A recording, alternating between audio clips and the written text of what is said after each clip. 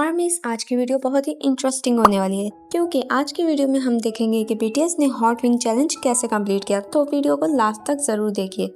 सबसे पहले शियान events BTS को इंट्रोड्यूस करते हैं, फिर इसके बाद वो आरएम से पूछते हैं क्या वो सब एंड तक चैलेंज कर पाएंगे।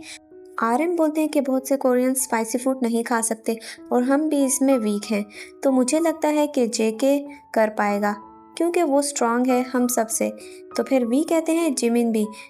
फिर शियान इवेंट्स कहते हैं कि आज का दिन हिस्टोरिकल होने वाला है क्योंकि आज टेबल पर 80 विंग्स हैं, तो क्या तुम लोग रेडी हो। फिर वो सब लोग शुरू करते हैं। तो पहली विंग तो किसी को भी स्पाइसी नहीं लगती। फिर शियान इवेंट्स पूछते हैं कि आरिरान के लिसनर को तुम क्या मैसेज देना चाहोगे। तो शुगा कहते हैं कि 1988 में सोल में ओलंपिक्स था। उस वक्त एक सॉन्ग था जिसका नाम हैंड इन हैंड था, तो हमने 2026 में उसका एक वर्जन बनाने का सोचा। फिर हमने सोचा कि कोरियन कल्चर से और म्यूजिक निकालते हैं, इस तरह हमने अरिरांग बनाया। वी कहते हैं कि मैं बस उनको बहुत स्पाइसी लग रहा था। तो जिमिन कहते हैं कि ये इसके लिए स्पाइसी है। इसके बाद वो दूसरा विंग ट्राई करते हैं, वो भी किसी को स्पाइसी नहीं लगता, लेकिन वी को बहुत स्पाइसी लग रहा होता है। तो शुगा वी से कहते हैं कि मिल्क पी लो। तो शियान इवेंट्स जेके से पूछते हैं कि तपोकी कैसे बनाते हैं। तो जेके बोलते हैं सबसे इम्पोर्टेंट है कि राइस केक को बॉईल करना सॉस के साथ। जैसे जैसे बॉईल करोगे तो उसमें टेस्ट अच्छा होता जाएगा। इसके बाद उस पर ग्रीन अनियंस डाल दो। फिर वो जिन से पूछते हैं कि तुम्हारे पास कोई फिश पकड़ने के लिए कोई है।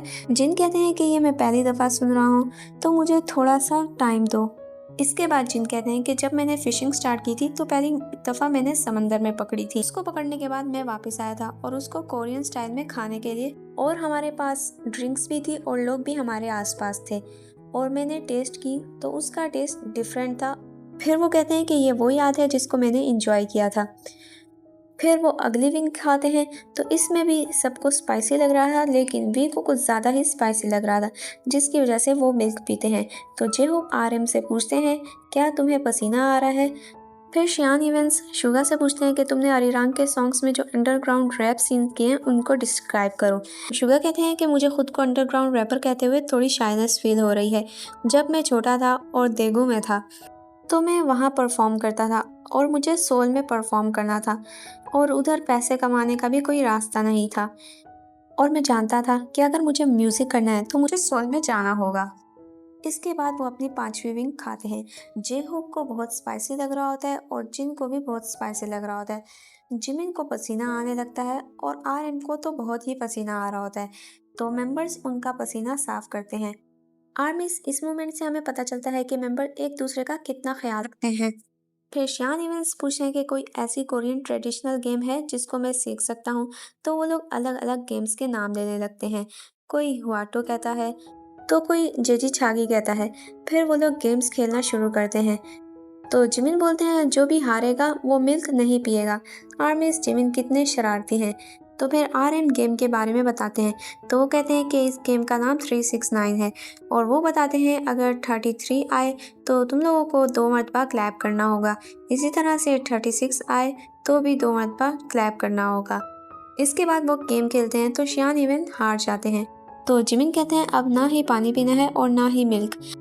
आरएम कहते हैं कि पहली दफ़ा है कोई बात नहीं। फिर छठी विंग खाते हैं। इसके बाद वो लोग छठी विंग खाते हैं। तो शियान इवेंट पूछते हैं क्या ये सच है कि तुम लोगों ने 120 सॉन्ग बनाए थे एलए सेशन के दौरान। तो वो कहते हैं कि आप इस पर कुछ डिस्कशन करोगे। तो जेके कहते हैं हम एक जगह जमा होते थे और सारे सॉन्ग सुनते थे, ट्रैक 1 से 100 तक, और वो सॉन्ग जिनके बारे में हमने डिस्कस किया था, तो जब हम वो सुन लेते तो उनके बारे में अपनी राय देते। इसके बाद शियान इवेंट जेहोप से पूछते हैं क्या तुम ठीक हो, क्योंकि उनको बहुत ही स्पाइसी लग रहा था। फिर वो लोग अगली विंग ट्राई करते हैं। इसके बाद शियान इवेंट नामजुनी का मतलब पूछते हैं, कहते हैं कि कैसे कोई नामजुनी बन सकता है। तो आरएम कहते हैं कि अपना टाइम बुक पढ़ने में और मूवीज़ देखने में और म्यूजियम में स्पेंड करना ये नामजुनी है। फिर शियान इवेंट पूछते हैं यू गॉट नो जेम्स, इसका क्या मतलब है। तो आरएम कहते हैं कि जब कोई जोक करे और वो फनी ना हो तो हम यू गॉट नो जेम्स कहते हैं, क्योंकि जेम्स का मतलब कोरियन में फनी होता है। अब वो 8वीं विंग ट्राई करते हैं तो जिन चीखने लगते हैं और जे होप भी अपनी जगह से उठ जाते हैं, और आर्मीज इस दफ़ा वी को स्पाइसी नहीं लगा। हम लोग तो डर रहे थे कि वी कैसे करेंगे। वी को थोड़ा थोड़ा स्पाइसी लगता है और मेंबर्स को भी लगता है। और आर्मीज जेहोक तो डांस करने लगते हैं। तो शियान इवेंट्स पूछते हैं कि बेस्ट शेफ कौन है, तो वो सब लोग जेके और जिन की तरफ इशारा करते हैं। फिर वो लोग अगली विंग ट्राई करते हैं तो शियान इवेंट्स उन सबको आइसक्रीम देते हैं और वो कहते हैं कि मुझे एक कमेंट आया था कि मैं वन पंच मैन की तरह दिखता हूँ, क्या ये सच है? आर्यन कहते हैं शायद तुम्हारे बाल की वजह से। इसके बाद वो लास्ट विंग ट्राई करते हैं और आर्मी इस लास्ट विंग पर वो स्पाइसी सॉस भी डालते हैं और स्पाइसी बनाने के लिए। फिर शियान इवेंट पूछते हैं क्या तुम्हारे पास कोई ऐसी लैंग्वेज है जिससे तुम फ्रेंड्स से बात करते हो, हाथों से या इशारों से या पोज से? तो वो कहते हैं कि मैं नहीं चाहता कि तुम लोग इसका आंसर दो, मैं चाहता हूँ कि अपने फ्रेंड्स को पोज के ज़रिए से बताओ कि तुम लोग कैसा फील कर रहे हो। तो सब मेंबर्स पोज के ज़रिए से आर्मीज़ को बताते हैं।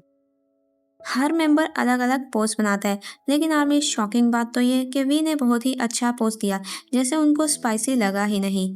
तरह से जेके को भी स्पाइसी नहीं लगा। तो आखिर में वो सब लोग क्लैपिंग करते हैं और शियान इवेंट वी और जेके को कॉन्ग्रेचुलेट करते हैं ये चैलेंज जीतने के लिए। फिर ये शो एंड हो जाता है।